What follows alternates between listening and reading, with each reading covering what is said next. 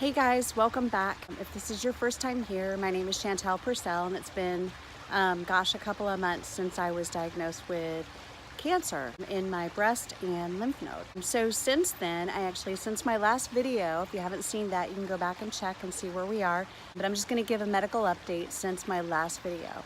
So we passed the halfway point of chemo. Yay, that's exciting. And so actually, right after my fourth chemo, I joined up for 8 sessions. But after my fourth one, I actually met with my oncologist. We did an ultrasound, and ready for this? So he didn't see anything in the ultrasound. So what used to be identifiable as cancer and measurable, like he literally measured it, is undetectable by the ultrasound right now. It literally makes me almost cry to say that. Like every time I say it or think it, it's like, wow. So that's awesome. It means the chemo's working, the prayers, the positive energy, like everything that we're doing, guys, is working. It's working. And my husband makes fun of my like double jointed thumbs, but that's how I do it. So that's awesome. I'm so excited to share that news with you guys. And so that's a praise report. So let's see, so we made it over the fourth hurdle, which was the fourth chemo treatment. So I actually did chemo number 5. So with chemo number 5, the first 4 is like a specific drug, the AC combination. Part of it's known as the Red Devil. It's not very good. It's known for giving you a lot of nausea and just generally like not wanting to lift your head off the pillow or being able to. Kind of feels a little crappy. So we made it over that hurdle, and so we did number 5. So numbers 5, 6, 7, and 8 are gonna be a different drug called Taxol. Started Taxol last week, and okay, no nausea in the way that I had it before. Like overall, I actually feel better. With that said, we've traded the nausea in for a whole new set of symptoms, which everyone's different. So if you are following behind me, please don't base any of my particular symptoms or side effects with what you might encounter, because everyone's a little different. So with the Taxol, I thought I was like smooth sailing for the first 24 hours. I was like, man, that's the coolest stuff ever. I felt really good. And then Friday night happened. So like not the night of, but the next night, middle of the night, waking me from a sound sleep, major pain in my legs, I can't even describe. It's like bone, joint, muscle, all of it. It's like growing pains, if you remember what that was like, times like, a million. So enough to wake you out of a good sound sleep, especially when I'm like a really pretty good sleeper. So that happened, and that sort of stayed the case for several days. And then actually where we are right now is yesterday kind of started feeling like less leg pain, yay. And now we've traded that in for like midriff pain. So like my insides, like my stomach, my ribs, my chest, my back, it's kind of like almost like fluish times like a million. So I'll be really honest with you. I didn't feel like doing a video. It's been a while since I've done an update, and I actually talked to a friend today, and she's like, okay, it's been like more than a couple of weeks since your update. And I'm like, okay, yeah, you're right. So I wanted to give an update for those of you who care enough to follow along. So that's kind of where we are right now. So we're 5 chemos down, 3 to go, guys. I'm like so excited to say that. And we're actually starting to get my surgery on the calendar. So we don't have a date nailed in, like confirmed yet, but we're working on a date just over a month from now. So I think that's right. No, mid-July. Anyway, so whatever that ends up being. So maybe just under 2 months from now that we'll have surgery. So I've had a lot of questions actually because of the ultrasound coming back and showing no cancer. I wanted to address that because I've had a lot of questions about that. So what that means is the cancer could be completely gone, you guys, after just 4 chemo treatments. That's a blessing and a miracle in itself.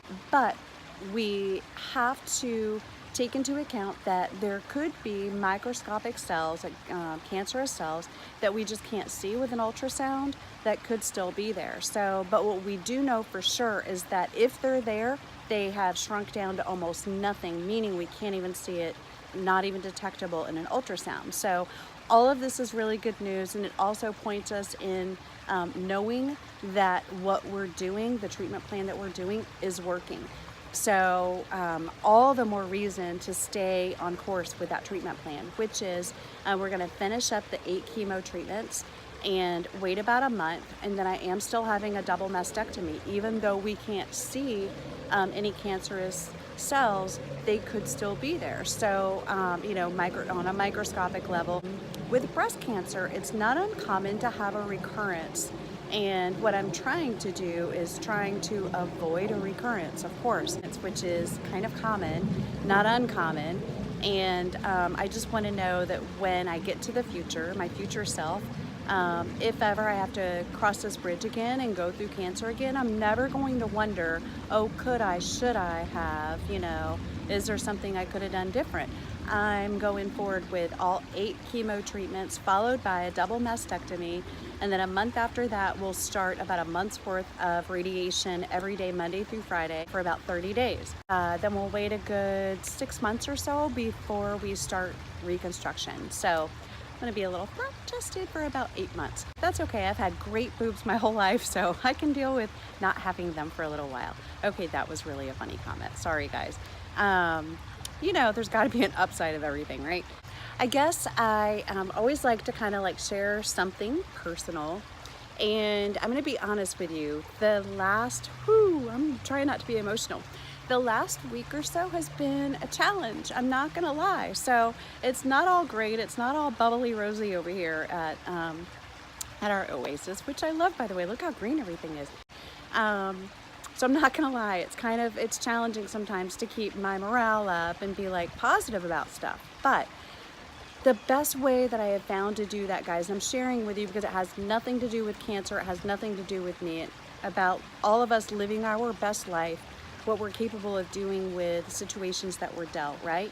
So you've heard me say a million times, we all face hurdles, different sizes, different times of our lives, different types of hurdles.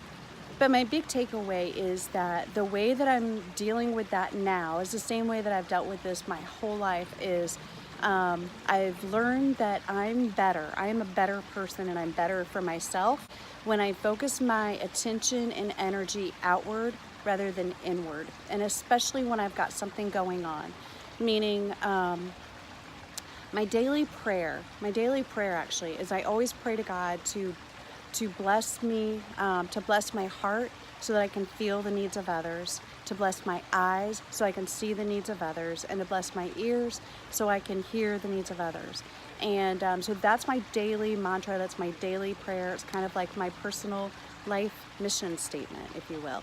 So I've put that into play, you guys. So yeah, this last week has been challenging for me. So the best way for me to get over that is to get out of myself, to get out of my own head and not think about my stuff so much, to redirect my energy and my efforts and my attention to other people. Truly, it really helps me to feel better, and I don't think this is not a me thing. I think we can all benefit from this. You know, so it's kind of like maybe the more we have going on in our own life, it's so easy to get sucked into that. It's like a vacuum that'll draw you down to the dark abyss.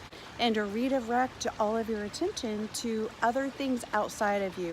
Find a need where you can plug in, and I guarantee you your problems will look a little less highlighted, and it really helps to draw your attention away from your own stuff and redirect it on other people. And I know I kind of repeated that. Please bear with me. I've got chemo brain. It's a little foggy, and I do the best I can here. So anyway, that's my takeaway message. Thank you all again from the bottom of my heart for all of your support. I know you are my army of angels that stand right with me and give me all of this power and the energy, especially when these days are tough. Thank you for that.